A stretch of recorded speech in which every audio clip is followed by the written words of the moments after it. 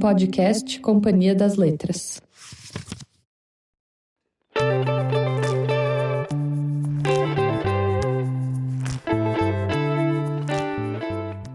Ai, que delícia o verão! E que delícia também essa loucura de fim de ano, amigo secreto, jantar de família e confraternização do trabalho. Mas peraí, eu tô aqui hoje pra te ajudar a acertar os presentes de fim de ano com um monte de sugestões do melhor tipo de presente: livro. E eu vou estar aqui muito bem acompanhada nessa missão. Tem de tudo: romance, livro infantil, não ficção, que é mais cabeçudo, mistério, ficção científica, tudo. A ideia veio de uma tradição que existia aqui na editora, que era o Companhia Indica. Agora a gente trouxe isso para o podcast. Vocês, ouvintes, mandaram pedidos de indicações pelas nossas redes sociais e hoje a gente vai debater aqui para encontrar os livros perfeitos para cada perfil de leitor. Vamos lá? Tá começando a Rádio Companhia, o podcast da Companhia das Letras que respeita a sua inteligência e alimenta seu amor pelos livros. E eu sou Stephanie Roque, editora aqui na Companhia. Para me ajudar nessa missão hoje, convidei o jornalista, podcaster e escritor Chico Felitti e a minha grande amiga e colega editora da Companhia, Camila Berto.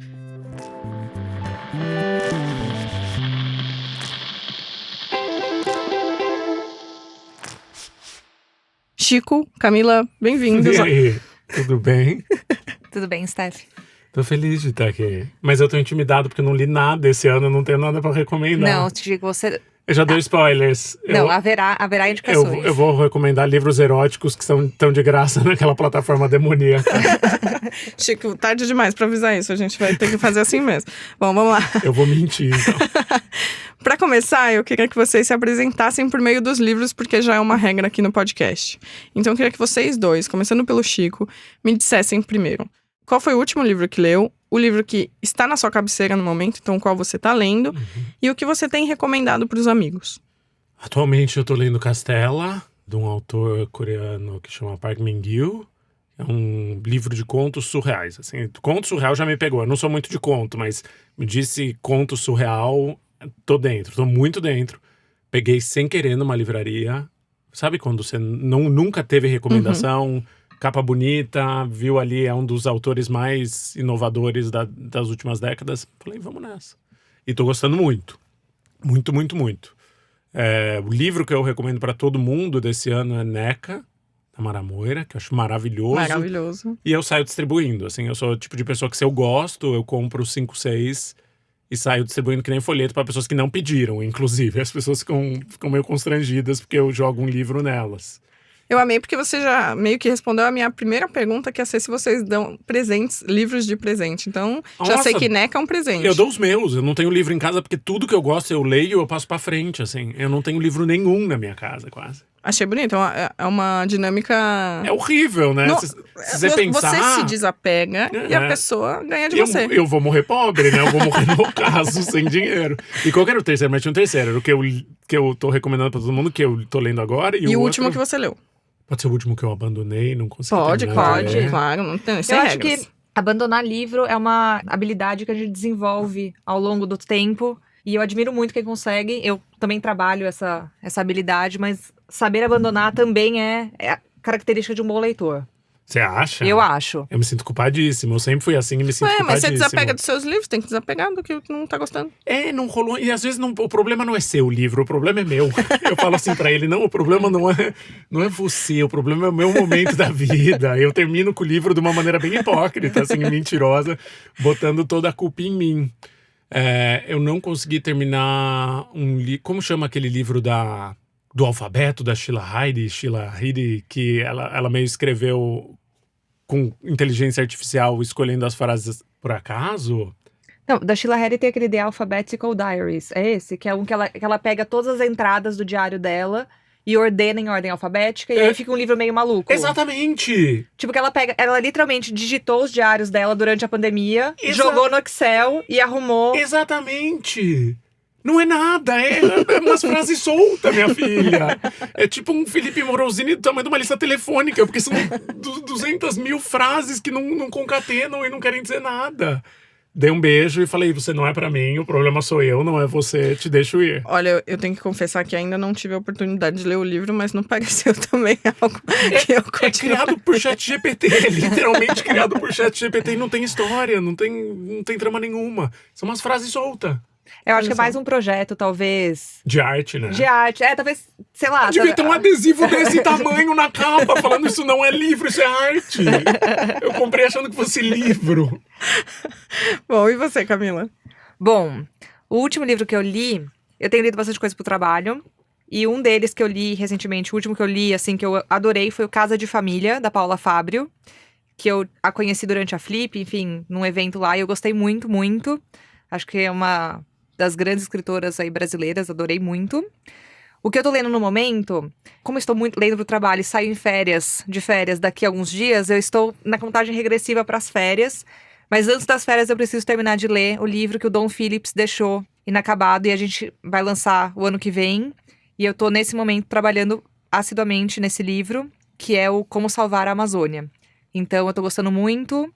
Ele deixou... Cada pessoa pegou um capítulo pra tocar adiante, né? Isso. Ele fez, acho que 3 ou 4 capítulos e ele tinha deixado algumas anotações indicando qual seria o caminho que ele imaginava para o livro. E aí várias pessoas, a Eliane Brum, o Tom Phillips e outros jornalistas encabeçaram o projeto, quase um projeto assim de apoio entre amigos para terminar o livro. E eu tô gostando muito. É muito emocionante. Não conhecia muitas das histórias ali. Enfim, acho que para quem não tem contato com a Amazônia e eu acho que é um grande, grande livro, então eu tô muito animada pro ano que vem. Quando é que sai? Em maio. Ai, que delícia. Em maio, e acho que vai ser um acontecimento, porque, enfim, tem...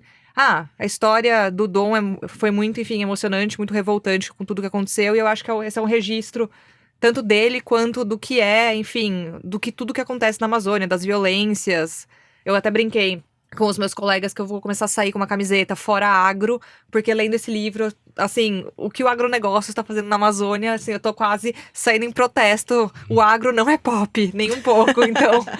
Não, então, ouvintes, vocês já entenderam, né? A gente pode ficar ansioso pro ano que vem, porque vai ter um livro do Dom Phillips, Como Salvar a Amazônia, em maio.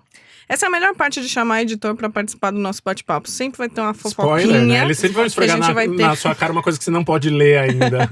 Não, mas enfim, estamos trabalhando arduamente. E o livro que eu mais recomendo por aí, que não vai ser surpresa nenhuma pra Stephanie, porque ela sabe que eu só recomendo esse livro, que é a trilogia de Copenhagen, da Tove Ditlevsen. Mentira! Que é o livro da minha vida, que é o livro que eu mais amei de ter editado. Eu comecei e não levei adiante, mas aí de verdade foi culpa minha, né? Você não foi hipócrita. Não, esse Chico, a gente vai ter que conversar depois. Ela é que mais, não apenas editora, a que mais difunde a palavra da Tove no Brasil. Porque foi muito miserê o começo. Mas mulheres tristes, mulheres tristes. E a tapeçaria, e o pai que tem uma presença opressora, e a mãe que o vestidinho. Eu lembro desse começo. Então, mas assim, é um livro de uma mulher que ela é completamente... Enfim, tudo de ruim acontece. Ela é completamente... Lelé da Cuca, eu amo, eu acho maravilhoso. Mulheres tristes, eu e a Stephanie adoro trocar livros de mulheres tristes, e esse pra mim é... Mulheres tristes, amo histórias de divórcio, ressentimento. Quanto mais ressentimento, mais gostosinho. Né? Gente, nós estamos em polos muito opostos. Eu não leio o livro pra me sentir bem. Eu gosto de, tipo, tapa na cara. Eu me sinto mal na vida, né? Se eu abro um livro, eu não quero... Bom, mas adorei. E aí, o Chico já adiantou que dá de presente os livros dele. E você, Camila, você costuma presentear livros? Ou por ser editora, tá o tempo todo com livros em volta, você dá outros presentes? Olha, eu dou bastantes livros de presente, mas eu confesso que ultimamente eu tenho preferido não ganhar livros de presente justamente porque eu trabalho com isso. Então, eu adoro dar livros, mas assim, pra mim, acho que minha casa tá um pouco abarrotada. E se você puder não me dar livros, eu agradeço. Nesse Natal. Repassa. O segredo é deixar fluindo sempre. Assim, entra um, sai um. Se você tá ouvindo e quiser me dar um presente, não me dê livros. Mas eu darei livros pra você, então... Esteja pronto. Ok, ótimo. Achei ótimas indicações e já deu um bom norte pro nosso bate-papo, que é justamente sobre indicações para as pessoas. A gente recebeu essas mensagens, seja pelo Instagram, por e-mail, de diferentes pessoas, dando algumas informações de entes queridos ou até de si próprio, pedindo recomendações de livro para se dar de presente ou para dar para outra pessoa de presente. Então, a gente selecionou alguns dos muitos pedidos que recebeu. Alguns são divertidos, alguns são mais sérios. Então, vai ser uma conversa bastante vasta e queria que vocês dois também pudessem, não vai ser só um que vai dar a indicação, pode ser os dois. Eu queria começar, na verdade, com uma pessoa que se chama Israel Moreira, tem 44 anos e é de Campinas, do interior de São Paulo, e ele diz que gosta muito de ler autores marginais. Então ele citou o Ferrez, Wesley Barbosa, o Paulo Lins, e queria muito ter mais indicações. Então, de autores marginais, vocês têm que indicar, porque eu gostaria de, se possível, fazer as honras. Li recentemente um livro que saiu pela Edições Jabuticaba, chamado Parque Modelo, de um autor chamado Peu Araújo, que eu amei. É a história de um rapaz que ascendeu socialmente, mora na Consolação, aqui em São Paulo, e ele precisa voltar para a zona norte de São Paulo para votar. Então ele volta obrigado para o bairro da infância e adolescência dele, e lá ele encontra grandes amigos que acabaram tendo um destino muito diferente do dele, que foi de quem estudou, conseguiu um emprego, foi da primeira turma do ProUni, enquanto os amigos acabaram se envolvendo com a realidade do bairro periférico, enfim, e é um livro muito emocionante, divertido. Quem é da periferia vai amar, eu amei, então fica a minha indicação. Mas queria saber de vocês, livros de autores marginais, tipo Ferrez, tem alguma coisa que vem na cabeça? Bom, me vem à mente o Giovanni Martins, que eu gosto muito do romance dele, que é o Via Ápia, que, enfim, o Giovanni, esse grande autor brasileiro, Via Ápia foi um dos romances que eu li, acho que no ano passado, retrasado, que eu mais gostei, também que fala sobre, enfim, a vida na Rocinha depois das UPPs. Eu acho que o Giovanni, enfim, tem um ritmo, os diálogos são ótimos, eu acho que ele tem ali um olhar sobre a vida cotidiana que é muito, muito bom. E eu vou indicar sempre a Carolina Maria de Jesus, que eu acho que ela é um pouco a mãe espiritual de toda essa geração que veio depois. E eu recomendo muito a série que a gente lançou pela companhia, tanto o Quarto de Despejo, que não é da companhia, mas a continuação dos diários, que são o Casa de Alvenaria, que é essa vida depois que ela sai da favela. E fica justamente essa tensão com as outras pessoas, de ela ser essa escritora que, enfim, sempre foi rotulada como escritora da favela, sendo que ela é muito mais do que isso. As pessoas colocaram ela nessa caixa. E o Casa de Alvenaria mostra justamente a dificuldade dessa vida, que é ascender depois de... Enfim, depois que ela consegue sair da favela e ela ascende, as dificuldades que ela encontra. E eu acho que, enfim, é uma leitura incontornável para quem se interessa por literatura brasileira, não só por autores marginais, mas eu acho que é meio leitura incontornável.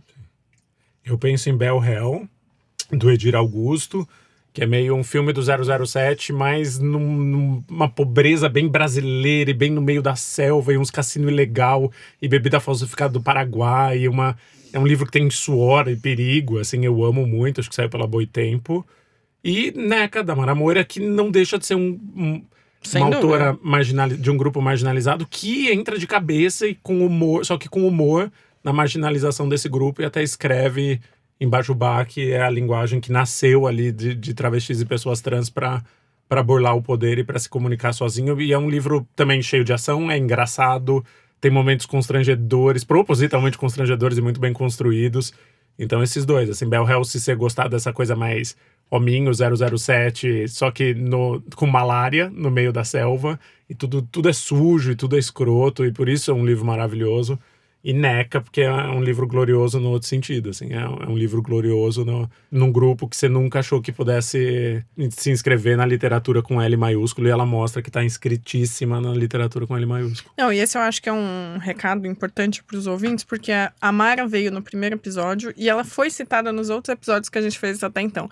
Então, se você que está nos ouvindo, é o nosso 4º episódio, ainda não adquiriu, né, que leu. A gente vai falar no quinto, no sexto, no sétimo e no 8. Mas eu tenho agora, eu não li ainda no Neca. Desculpem, gente, eu ainda não li. Mas a questão é, Chico, dá pra entender? Por exemplo, eu não falo Bajubá.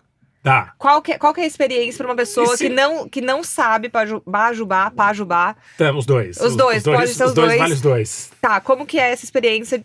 Assim, pegou o livro, porque assim, eu sei dos colegas que falaram que, enfim, dentro da editora, todo mundo fala assim, dá pra ler, super, tá tranquilo. Mas qual é a experiência? Qual foi a sua experiência quando você pegou? Cara, tem um estranhamento ou outro, mas não acho que seja ruim. Acho que é bom estranhar também. E já diria, Silvete Montilla não sabe, joga no Google. Assim, eu amo que a Mara não quis explicar. Ela não fez questão nenhuma de ter um glossário. É tipo, se vira, meu filho, dá seus pulos. E eu gosto dessa coisa mesmo, porque você pega, é real, assim. Você vai pegando, da segunda, terceira vez que você leu a palavra, já virou um pouco sua. Então é gostosa essa primeira experiência do estranhamento. Então, sei lá, o FOF, que é uma das coisas que eu não pegava muito. Da primeira vez que você estranha, segunda vez que você vê, você já tá um pouquinho. A partir da quarta, quinta vez já é sua, assim. É um presente, assim. É um livro que te enche de presentes, porque você sai com muita coisa dele, além de dar muita risada e passar um tantinho de vergonha. Eu gosto de livro cringe, assim, acho que falta livro cringe, assim. Acho que falta as pessoas que deliberadamente escrevem cenas constrangedoras, assim. Eu amo cena constrangedora.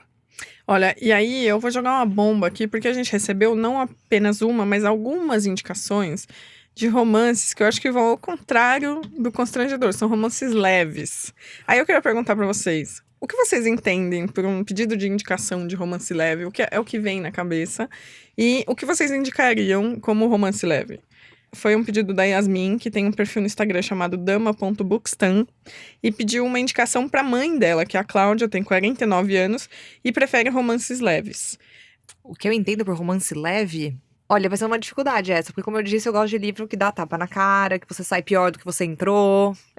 Desculpa, gente. Eu entro nessa, então, pra salvar. Gente, Colin Hoover. Vai ler Colin Hoover, tá ótimo. Tem um pouco de sofrimento. Mas é leve? Tem um pouco de sofrimento, mas você sabe que você vai superar, né? Você tem a garantia da superação e do final feliz. Por isso que ele é tragável. Então tem... em um é a violência doméstica, o outro é tipo, o despejo. Mas você sabe, você é tipo Sabrina. Você entra sabendo que tudo vai terminar bem. Interessante, porque eu não tinha dado esse conceito pro romance leve, Pra mim, um romance leve é que você lê despreocupadamente. Então, mesmo quando ele é turbulento, você sabe que vai chegar no destino. Muito bom, é uma boa percepção. Porque senão é o quê? Senão é livro infantil, não? Se não tiver nenhum conflito. Não, eu pensava que era justamente romances talvez sem muito sexo, sem ser hot. Não, mas eu acho que cabem os dois. Pode ser o romance... café com leite, sei lá, pode ser os dois, ou pode ser um que tem uma resolução. Esse é o meu entendimento. Eu pensei mais em leitura Yasmin, leve. Você tem que contar pra gente o que é romance leve. Eu acho que romance leve também tem uma coisa de ser uma coisa... Eu entendo por romance leve uma coisa, assim, fácil de ler. Por exemplo, o da Amara me parece que não seria, encaixaria no leve, porque te exige um pouco ali pra... Acho que romance leve é uma coisa assim, posso estar na praia, com o barulho. Livro de fazer unha. É o livro que você tipo assim, que você pode... Assim, se você tiver uma desatenção num parágrafo, você não vai perder a experiência. Você vai... E qual você indica de romance leve? Olha, eu gosto muito dos livros da Taylor Jenkins Reid, que é Os Sete Maridos de Evelyn Hugo, que eu acho que tem ótimas... Eu tenho uma amiga que é amiga de infância dela. Do quê? Da Taylor? Jenkins Reid? Aham. Meu Deus, Chico, e ela traga ficou essa pessoa muito aqui rica. agora. E ela falou um dia assim, daí eu sou amiga da moça que escreveu esse livro. Apontou na livraria. Daí eu falei, o quê? É tipo, basicamente o livro dos mais vendidos da companhia. Como ela chama? Amiga? Olivia. Bom, no próximo episódio a gente vai convidar a Olivia pra conversar com a gente. Ela falou assim, e ela ficou meio famosa, né? Daí eu falei, meio famosa? Não. Ela é muito rica e muito famosa. Eu comecei a berrar na livraria. Nossa, porque esse é um best-seller. É um best-seller. Esse é um dos nossos best-sellers. E eu gostei muito, porque eu acho que vai exatamente no que o Chico falou, de ser uma coisa... Vai ter reviravolta, vai ter coisas surpreendentes, mas assim, você sabe que vou sair bem da leitura, vai me satisfazer de alguma maneira, assim, vai me deixar feliz no final, vai... Muito eu bom. sempre recomendo esse porque eu acho ótimo, e foi uma coisa que eu também li na época, estando na editora, e foi uma coisa que assim, não sei direito sobre o que é, e no fim teve várias reviravoltas, e eu fiquei tipo... direito sobre o que é. É maravilhoso. E o final é um baita de um plot twist, É um plot twist, mas assim, eu acho que ele entrega tudo que ele promete. Ele entrega romance, ele entrega plot twist, ele entrega tudo, assim. Você sai e você fala assim... Representatividade, ele entrega tudo, assim. E acho que a Taylor constrói ótimos personagens, tem um domínio da narrativa. Ótimo livro. Bom, então eu vou pegar carona e vou responder também, vou dar também uma indicação que vai tanto no caminho de vocês quanto no meu. E eu gostaria de indicar 8 Horas Perfeitas, da Lia Lewis, que saiu pela Paralela. E é uma história de uma mulher que conhece um homem durante uma nevasca, eles ficam presos no trânsito. E a partir daí é um romance de encontro, desencontro, e desencontro, que é muito gostoso. E no final tem aquela ideia de destino que quem gosta de romance pode se divertir bastante. Então, essa é a minha indicação. Mas aí, a gente tá falando de coisas leves, eu vou voltar um pouco para as coisas um pouco mais densas. A Maria quer presentear ela mesma Ela tem 21 Importante anos. fazer Vai, o Maria, boa. autocuidado, gente. Se presenteiem. Mas aí eu não sei se é autocuidado, porque ela gosta muito de Clarice Lispector. E aí, que outro livro a gente pode recomendar pra quem gosta de Clarice Lispector? Eu acho que é mais denso. Camila, acho que você pode começar. Mulheres Tristes. Eu acho que a Tove, vou indicar a Tove sempre. É verdade, a Tove é meio... Eu vou indicar também Alba de Céspedes, com O Caderno Proibido. É uma autora moderna da segunda metade do século XX, italiana. E é justamente a história de uma mulher que vive uma vida reprimida, bem burguesa. Enfim, aquela vidinha que se espera de uma mulher naquela época. E ela começa a escrever esse diário e ela percebe que o diário é um pouco a forma de libertação dela. Tem várias reflexões íntimas, tem essa coisa da intimidade da Clarice nela, mas eu recomendaria a Tove e a Alba de Céspedes. E eu acho também, assim, paralelamente, eu recomendaria... É um estilo diferente, mas eu acho que quem gosta da Clarice... eu sempre recomendo os livros da Annie Ernaux. Eu acho que, para quem gosta dessas grandes escritoras, eu acho que a Annie Ernaux traz uma dimensão também da intimidade junto com o coletivo, que é bem diferente do estilo da Clarice em si, mas eu acho que tem o ponto em comum de você olhar para sua própria vida, olhar para o seu interior, e a Annie Ernaux coloca isso como pano de fundo, digamos, a história mais ampla. Então eu acho que se você gosta da Clarice, a Annie Ernaux é uma boa pedida. Camila, você pode repetir o nome da Tove? Porque eu tô tão acostumada a ouvir, e é sempre só Tove, que eu sei que o sobrenome é difícil, e aí o ouvinte... Pode ficar tranquilo que o nome dela vai estar na descrição desse episódio, mas como é o nome dela? É Tove Ditlevsen, mas Trilogia de Copenhagen, é uma capa laranja. Gente, é isso. Vai pelo nome do livro. Trilogia de Vai pelo Copenhagen. nome do livro. Eu nunca tinha ouvido o nome dela pronunciado. Porque sabe quando você vê e você fala, tá, consoantes e segue em frente? Assim, Tove consoantes. Eu nunca tinha tentado pronunciar você pula o nome dela. Mas é total, assim, você fala, não consigo aqui. Não, eu só falo como eu leio, então Ditlevsen. Então, mas assim, Trilogia de Copenhagen, a capa laranja Tove com uma... consoantes, capa laranja, Trilogia de Copenhagen. T-O-V-E, acho que temos poucas autoras com esse primeiro nome, então... Muito bom. E você? Dias de Abandono da Ferrante. Meu Deus, eu amo. Que é super clariciano, né? O lispectoriano, não sei como é que fala isso. Acho que você pode escolher. Mas é isso, uma mulher contemplando o vazio sozinha em casa. Chico, eu vou ter que te confessar. Okay. Eu tenho uma trindade santa na literatura, que é composta por Dias de Abandono, da Helena Ferrante, Nada a Dizer, da Elvira Vinha, e Laços, do Starnone. Mentira, Laço sai super dessa... Não, é ressentimento dessa previsibilidade, puro. né? É ressentimento As duas eu entendi puro. a conexão Laços, eu falei, cara... Pra mim ali, ó. Tapa. É que a Stephanie, ela é leitura / psicanálise / terapia / Divórcio. tudo, / divórcio, / Eu tudo. gosto mais de Dias de Abandono do que da quadrilogia. Ouso dizer que... Pra mim, o Dias de Abandono é meu favorito. da Me Helena satisfaz Ferrante. muito, assim. E é um livrinho e eu acho muito... Sério, eu acho um veneno muito forte em poucas páginas, enquanto a quadrilogia vai. É uma delícia, tá? Mas é homeopatia, né? Parece que ela diluiu um livro inteiro em 4. Nesse... Não, mentira, não diluiu. Vocês já estão tirando o cacetete do bolso. Esse que foi adaptado pra filme, o Dias de Abandono, né? Nossa, tô por fora. Eu também não sei. Eu não sei, talvez eu esteja falando... Não, eu A sei Filha Perdida, que foi tem A Filha Olivia Perdida, isso.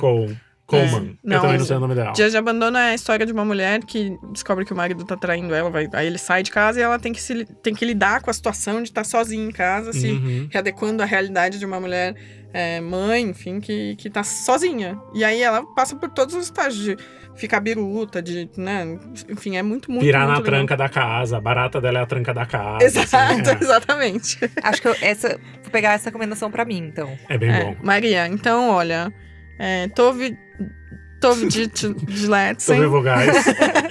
e Helena Ferrante estão aí, Alba de Céspedes, mas acho que as duas são as principais pra você, Maria.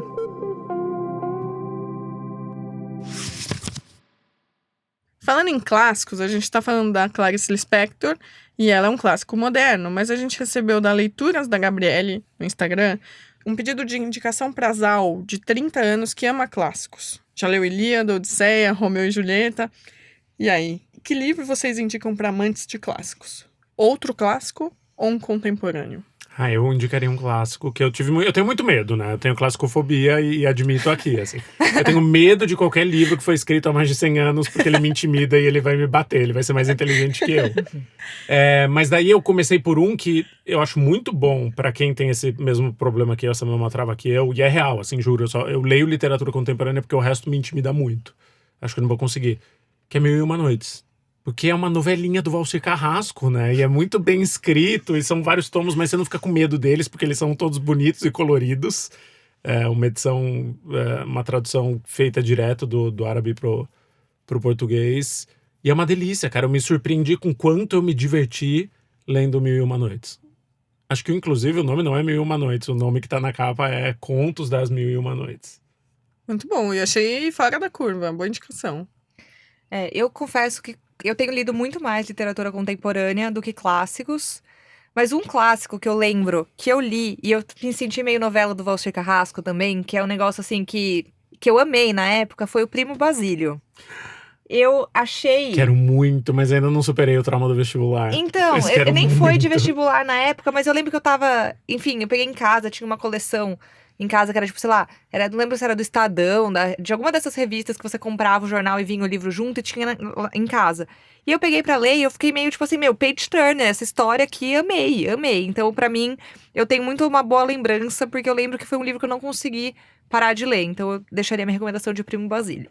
Muito bom. E da minha parte, eu vou recomendar um clássico, que é um clássico um pouco subversivo, se é que eu posso dizer clássico, que são os Evangelhos Apócrifos, traduzidos pelo Frederico Lourenço, com várias fofocas sobre a infância de Jesus, sobre Maria, sobre José. Isso, como não ter medo de um livro desses? Assim, eu já tô me escondendo num cantinho. É divertidíssimo, posso garantir, a tradução, o trabalho do Frederico é realmente magnífico. Então, é o tradutor da Bíblia. Então fica Ele é o tradutor da Bíblia? É o tradutor direto do grego. Tem uma pessoa que traduz a Bíblia? Direto do grego, acredita. E ele está entre nós? Em 2020 e poucos.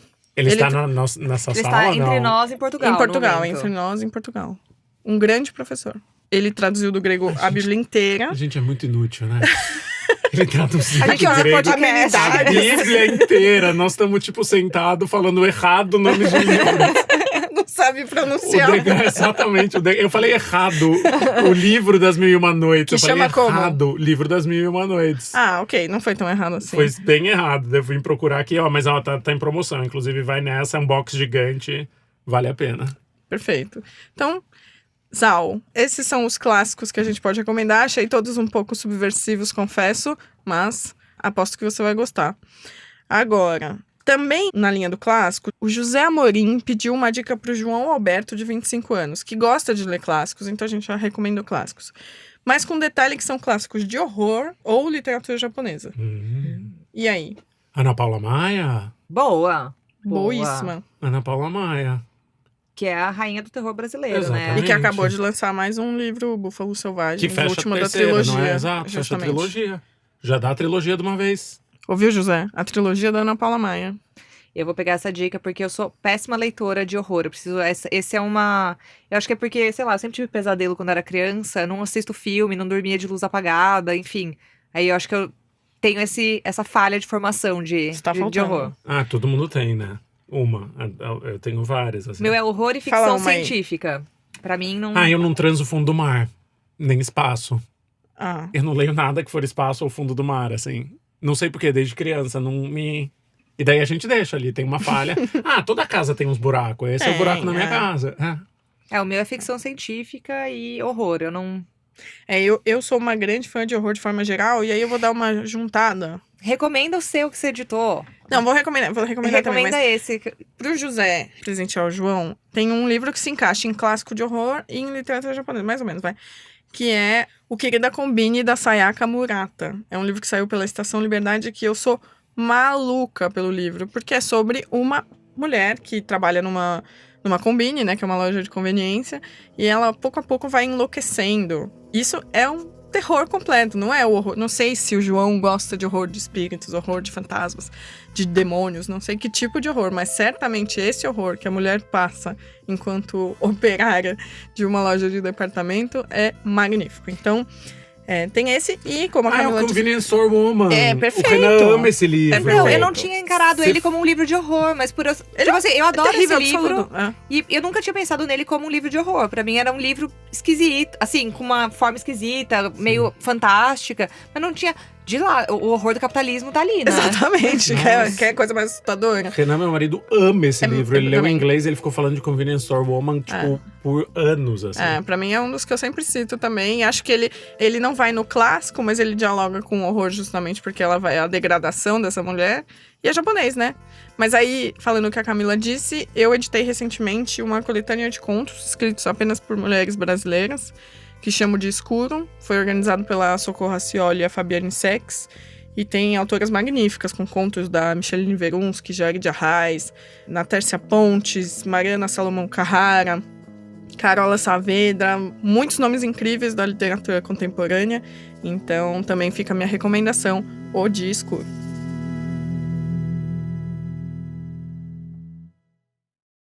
Agora, a gente também pode ir para um lado mais de não ficção, porque a gente recebeu 2 pedidos parecidos. Um foi da Alice, que queria dar um presente pro pai dela, o José Roberto, de 72 anos, e gosta de ler sobre arte, arquitetura, Primeira e Segunda Guerra Mundial. Aí, dialogando um pouco com os gostos do Zé Roberto, tem também o Gabriel, que tem 25 anos e curte livros de arquitetura e urbanismo e crônicas brasileiras. O pedido de presente para o Gabriel vem do Matheus. Então é isso, acho que a gente pode talvez falar de não ficção sobre uma não ficção histórica ou sobre arte, arquitetura, e também esse detalhe de crônicas brasileiras. Eu pensei num que junta as duas coisas, sabia? Talvez. É isso aí. Que é uma crônica e ao mesmo tempo é sobre arquitetura e urbanismo, que é o São Paulo nas Alturas, do Raul Justilores, porque não deixa de ser, né? É a crônica sobre uma cidade, sobre um momento de São Paulo, ao mesmo tempo que é muito focado no desenvolvimentismo e que tipo de prédio a gente construiu, que tipo de escolhas a cidade fez para virar o que virou, assim. Acho que muito pro lado ruim, mas também um pouco pro lado bom, assim. Como é que São Paulo virou São Paulo. Então é uma crônica. Eu, por exemplo, não manjo nada de arquitetura e foi um prazer ler. Eu tenho muita dificuldade com livro técnico, não é nada técnico e para mim é meio uma crônica de um tempo, assim. Eu passei a entender a cidade de outro jeito graças a esse livro. Excelente. A gente acabou de lançar uma nova edição do São Paulo nas Alturas, então quem tá ouvindo pode aproveitar para dar de presente tanto pro Zé, quanto pro Gabriel, quanto para qualquer outra pessoa que gosta de crônicas e de arquitetura. Mas aí eu ia deixar esse gancho pra Camila, porque Camila...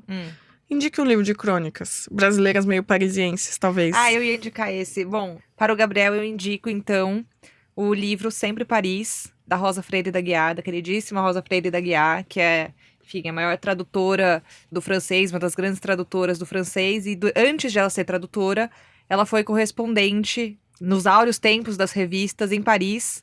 Então, enfim, ela despachava as matérias para o Brasil de Paris, ela entrevistou presidentes, ministros, escritores, ela entrevistou basicamente todo mundo que era importante na segunda metade do século XX, e ela escreveu um livro durante a pandemia, revivendo um pouco essa era fervilhante cultural, que chama Sempre Paris, Crônicas de uma Cidade, seus escritores e artistas, que estamos muito felizes na companhia, porque ganhou o Jabuti de livro do ano, e eu recomendo muito, porque é um texto saboroso. A Rosa é uma pessoa que tem um olhar para a cultura, para a literatura, até para a própria arquitetura da cidade. Enfim, você lê o livro com a visão de uma pessoa brasileira, mas você tá ali imerso naquela Paris, enfim, mítica. Então eu recomendo muito o livro da Rosa. Muito bom. Agora, mais um pedido de não ficção. A Carol quer uma indicação pro marido dela de 32 anos, que gosta de não ficção e ama e já leu todos os do Drauzio. E aí, alguma ideia? Nossa, eu sou essa mesma pessoa. Eu vou ter que fazer um merchan pra você, Chico. Não, eu vou é indicar mentira. seu livro. Eu Não, vou ter que é indicar mentira. eu vou indicar Não seu me ouse livro. me comparar com o Dr. Eu vou ter que Drauzio, indicar não seu ouse. livro. Eu tô indo embora, eu não chancelo essa comparação. Não, eu vou indicar Eu os estou livros do Chico. constrangido e Não. desincentivo, não acreditem nessa mulher. Não, eu vou indicar os livros do Chico, porque eu acho que o Drauzio, que eu amo de paixão também, adoro os livros, eu acho que o Drauzio é o grande escritor do cotidiano, e eu acho que os seus livros, Chico, principalmente o Rainhas da Noite, eu acho que você joga também o seu olhar pro cotidiano da cidade, daquela São Paulo da época, e eu acho que se a pessoa gosta do Drauzio, de não ficção e dessas histórias urbanas, eu recomendo muito Rainhas da Noite. Eu recomendo mesmo, de coração. Olha, eu vou... vou fingir que eu aceito, mas eu não mas vou aceitar. eu vou ter que reforçar, porque justamente uma das coisas mais maravilhosas do Dr. Áuzio é que ele volta o olhar pra quem ninguém tá vendo. Não, é que ele tá, tipo, salvando vidas enquanto ele escreve um livro. Não, mas aí ele é faz porque a gente ele é se sentir médico. muito inútil, né? Aí eu tava aqui salvando a vida inteira do maior prestígio da América Latina e escrevi esse livrinho enquanto isso. Ele é muito humilhante. Não, achei- O talento dele é muito humilhante, né? Camila acertou em cheio na Eu acho, comparação. Senhas à Noite. E eu deixo a recomendação do audiobook, que é maravilhosamente narrado. Você vai me dizer o nome da Renata? Pela Renata Carvalho. Renata Que é Carvalho. maravilhosa, a dramaturga. Assim, a narração dela foi um negócio que você fala assim, chegava uma hora que eu tava assim, lavando a louça e eu tava assim, meu Deus, preciso mais dessa história. Eu acho que ela traz toda essa coisa, enfim, que é um livro de tiro, porrada e bomba, basicamente. Moto empinando, limusine, tiro, um cachorro Lhasa Apso chamado Al Capone, que fica no colo de uma chefona da máfia. É uma vida, assim, é uma coisa, uma vida cheia de vida e cheia de morte. E tem toda a história pra mim, o que foi muito surpreendente, que eu não conhecia, depois eu até fui procurar no YouTube, enfim, a história das bombadeiras, de toda essa comunidade, enfim, que eu acho que se comunica muito com os livros do Drauzio por causa disso, são as pessoas que estão à margem, encontrando suas próprias formas, enfim, de existir, de sobreviver. Então eu acho que, enfim, eu recomendo... Tá. Eu vou fingir que isso nunca aconteceu e vou recomendar a Grande Luta do Adriano Wilson, porque eu acho também um baita perfil e uma baita sensibilidade de achar um personagem onde, teoricamente, ele não estaria, sabe? É uma história de um pintor de parede que quer ser lutador de MMA, então ele luta em MMA de várzea. E eu acho que é isso, assim, se o moço gostar de uma temática mais esportiva ou mais, tipo, a história de um moço que quer, o sonho é chegar no MMA, mas ele tá nas categorias de base do MMA, enquanto isso ele pinta a parede pra viver, assim, um livro-reportagem belíssimo. Muito bom. Repete o nome, Adriano. A Grande Luta do Adriano Wilson. Adriano É da Todavia, né? É da Todavia. Muito bom. E aí, agora que a gente, enfim, falou um pouco do livro do Chico, eu gostaria de também recorrer aos seus dotes investigativos, Chico, porque a gente recebeu a seguinte mensagem, pedido de indicação da Liliânia. A mensagem da Liliânia foi: Igor. Aí eu gostaria de saber, o que vocês acham que um Igor gosta de ler? Eu acho que Igor, ainda mais como só Igor, a mensagem é só Igor, né? Apenas Igor. Sabe quem falava assim? Quem? O servente do Conde Drácula. Que Igor. era Igor, e ele só repetiu o nome dele. Eu acho que não no livro, eu não quero me comprometer no livro, porque eu nunca li o livro, porque eu tenho medo de clássico. Mas na televisão ele tinha, tipo, um mordomo zumbi que só falava Igor. Era a única palavra que ele falava, tal qual essa mensagem. Logo, ou a Liliânia é não. essa figura. Eu ia falar logo Frankenstein, Conde Drácula, não. Frankenstein. Ah, Frankenstein, ok. Porque a Mary Shelley é mais legal. Pronto. É então, isso, truco. Igor, assim, leia pra mim é Frankenstein. truco. Eu não consigo pensar, agora que o Chico já criou essa imagem do Igor Drácula Igor. pra mim, eu já tô tipo... Igor. Não, mas é isso, nós não vamos recomendar um livro de um conde, sabe? Não. Porque o Bram Stoker também era rico, né? Tô falando do Bram Stoker, não do... Ah! Do Igor. Não do Igor. Não, mas Eu sei amo lá, que a o- conversa se perdeu completamente. Mas Frankenstein, porque a Mary Shelley foi que inventou esse tipo de literatura e ela precisa ser reconhecida. Isso E o aí. Igor, talvez, de fato, acho que o Frankenstein... Um Igor leria um Frankenstein. Leria e fala que nem ele, assim. O Frankenstein também só é limitado a uma palavra. Eu gostei da ideia. Eu vou confessar que, se eu penso em Igor, eu penso talvez num menino de 13 anos, de 12 anos. Então eu recomendaria um livro para um pré-adolescente. Mas acho que o Frankenstein pode ser livro para um pré-adolescente. Entre a escola, começando a ler o negócio, acho que dá. Um Rafa Montes também. Rafa Montes. Rafa Montes. É, a mágica mortal. Mas eu confesso que o Igor, com 13 anos, eu pensei em indicar a Sociedade da Caveira de Cristal, da Andrea Del Fuego, que acabou de ser reeditado, um livro de uns anos atrás, eu não sei dizer quanto, que é sobre uma pandemia, para meninos de 13 anos. Mentira! É sobre uma pandemia. Antes da pandemia. Visionária, como sempre, Andrea Del Fuego.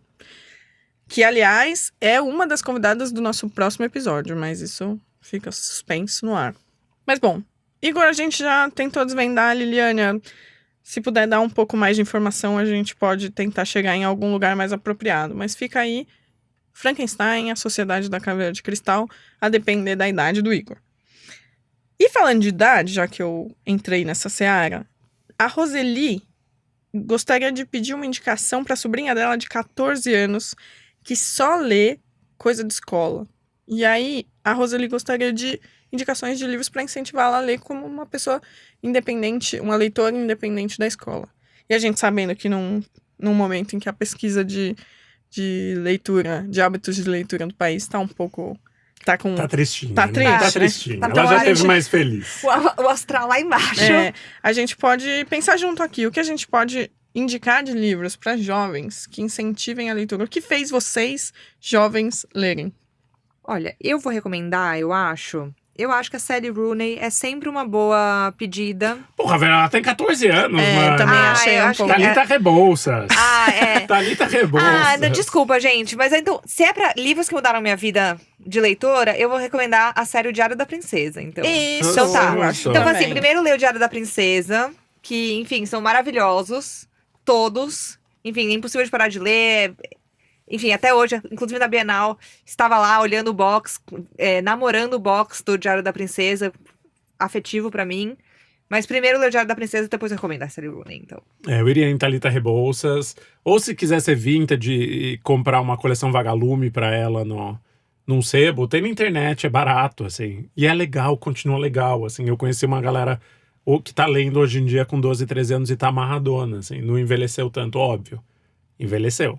Pré-internet. Mas pode ter uma liberdade poética em não ter internet, né? Eu acho que mostra que é ficção de verdade, assim. Dá esse salto da incredibilidade que nos livros não existe internet ainda. Eu lembro que eu li um da Vagalume na escola, que era um livro que era tipo assim, tem lagartixa no computador, eu acho que era esse o título do livro, e era, posso estar muito enganada agora, mas na minha cabeça era um livro sobre um vírus de computador, o que pra mim, tipo assim, um livro que era meio que parte do mistério, era, sei lá, tinha um vírus no computador, e assim... Era muito moderno, Era né? muito Era muito moderno. E aí, eu Maravilhoso. posso estar completamente enganada, mas eu tenho essa lembrança de ler um livro cujo mote principal era, tipo assim, sei lá, informática, hackers. Esse mundo novo. Esse mundo novo. Então, acho que Vagalume é sempre vintage, é legal. Falando em vintage, se você ouviu o primeiro episódio, sabe que um dos primeiros livros que eu gostei de ler foi Crepúsculo. Mas às vezes eu temo que a nova geração não vai ter a mesma relação que a minha teve com Crepúsculo. Mas, de novo, né, reforço o Crepúsculo. E também para outros livros, Iris Figueiredo... E sabe um que eu adoro? O Vitor Martins, que publica pela Alt, que tem 15 dias, que eu acho que é um livro engraçadíssimo, maravilhoso, sobre a descoberta, enfim, de um menino que é gordo e ele começa a perceber, enfim, mais sobre a sexualidade dele e tudo mais. Enfim, se passa durante umas férias. Eu lembro que eu gostei muito de ler esse. Acho que é um que, se eu tivesse lido jovem, também seria um que eu falo assim, isso é muito mais que... As leituras da escola podem ir muito além do que... E pegando um gancho no que você falou, Camila, acho que duas... Iris Figueiredo e Clara Alves também, para 14 anos, pode ser um bom começo. Livros da Seguinte, em geral, o nosso selo jovem, pode ser o melhor caminho. Acho que é isso, incentivar a ler livros que dialoguem com a realidade dela e certamente vai funcionar.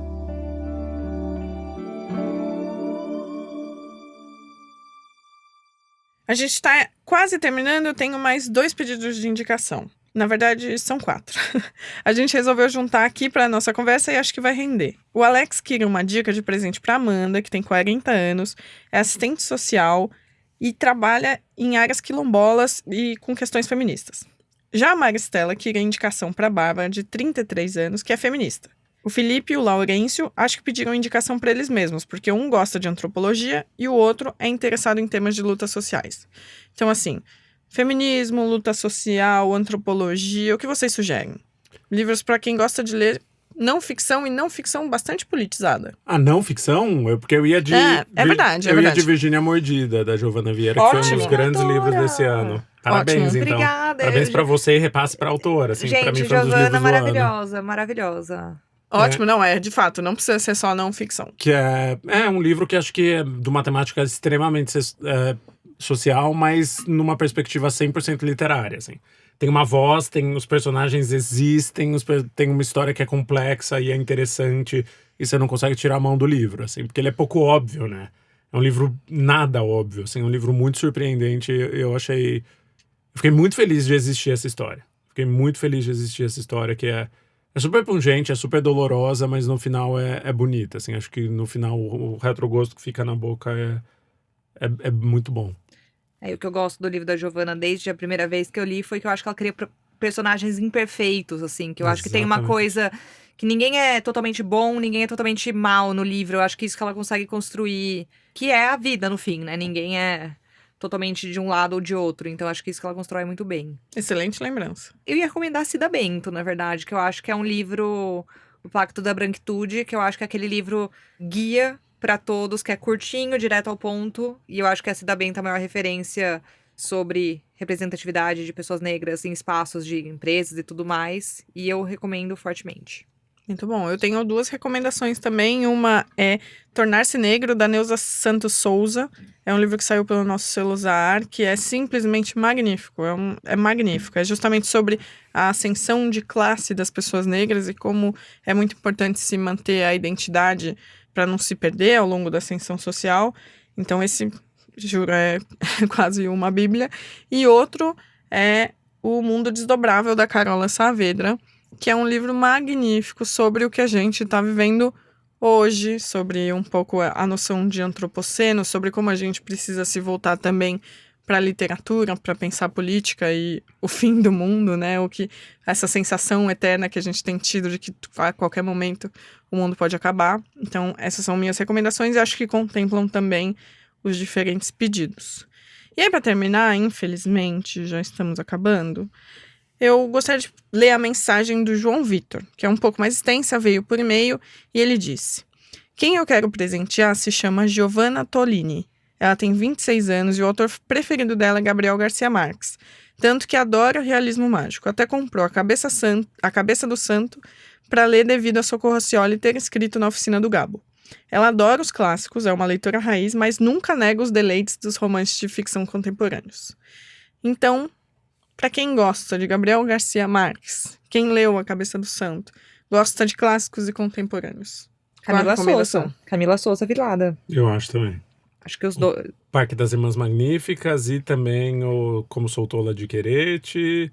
Que mais? Ela lançou Tese muita coisa sobre no uma Brasil. Tese sobre uma domesticação. domesticação, que é belíssimo. É que o Chico é embaixador da Camila Souza. Eu sou aqui. muito fã, assim, de verdade. Eu tô quase mandando todos os livros pra ele e pra ela, assim, porque eu quero muito que ela leia, assim. E vai muito nessa escola, né?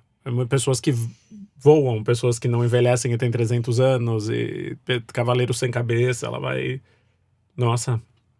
Acho que melhor vai lembrança. ser um bom match. E a Camila Souza tem ensaios também, enfim. Acho que o gênero que essa pessoa quiser ler vai ser feliz. Perfeito, e foi unânime. Camila Souza Vilada, João, pode dar de presente que vai ser certeiro. Bom, foi uma delícia conversar com vocês dois e trocar tantas ideias boas para presentear nesse fim de ano. Quero agradecer muito ao Chico Felice e à Camila Alberto pela participação. Ah, gente, eu adorei. Eu adorei. Eu tava com medo, mas não... É que a gente tava intimidada pelo Chico ser podcaster. E eu tava Muito intimidado por vocês intimidada. serem inteligentes. Ai, Ó, como é isso, como no final é um encontro. Não, somos 3 podcasters inteligentes. Pronto. Bom, mas muito obrigada de novo por terem separado um tempinho e por todas as indicações maravilhosas. Imagina, um prazer. Um prazer.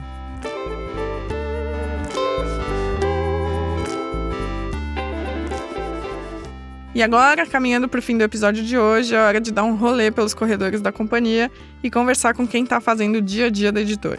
Eu quis saber do pessoal sobre os melhores livros de 2024.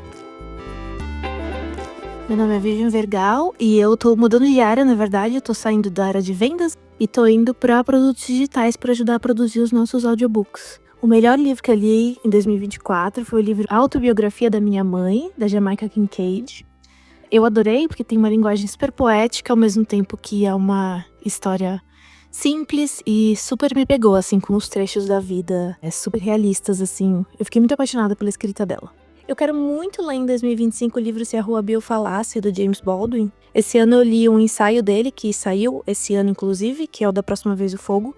E também fiquei super encantada pela escrita dele, o quão acessível ela é, mas também muito bonita e muito real. E agora eu quero muito mergulhar nos romances dele.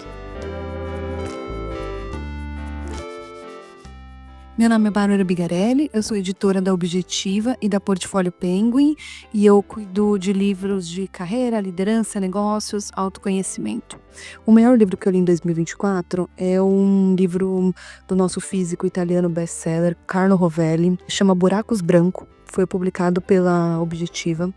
E é um livro que o Rovelli nos leva a conhecer um pouco o que são os buracos brancos, a teoria por trás, né, algo que ainda não está 100% comprovado, mas ele mostra as principais discussões do campo. E o que mais me encantou foi que o Rovelli faz isso, explica isso, traz a física com filosofia, com história, com literatura. É muito gostoso, é muito envolvente. Você acaba o livro achando que você consegue explicar o que são buracos brancos e até consegue entender um pouco sobre a imensidão do mundo, a nossa pequenez diante de tantas coisas e o que de fato importa, né, pra gente. Então é um livro que me tocou muito, inclusive em termos filosóficos. Eu estava conversando aqui na editora com a Camila Berto e ela editou um livro sobre o Bill Gates, sobre a história do Bill Gates. E eu estou absolutamente curiosa para ler. Eu sou viciada em narrativas de histórias, enfim, de construções de negócios, histórias inspiradoras, histórias de quem, enfim, fez algo do zero. E eu estou muito, muito, muito, muito ansiosa. Parece que é um livro que captura ali desde o começo o Bill Gates muito antes, enfim, suas aspirações, suas ambições, o lado humano por trás, né, do homem de negócios. E estou muito, muito, muito, muito curiosa para ler. É isso.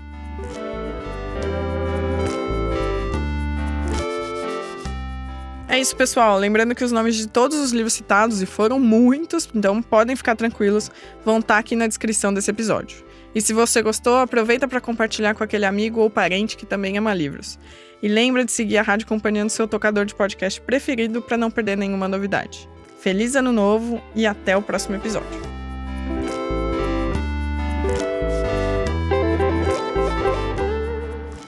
Esse foi o Rádio Companhia, um podcast da Companhia das Letras. A direção, roteiro e produção executiva são da Trovão Mídia. Edição, mixagem e montagem de som por Laila Moalen. Trilha sonora original de Pedro Pastoriz.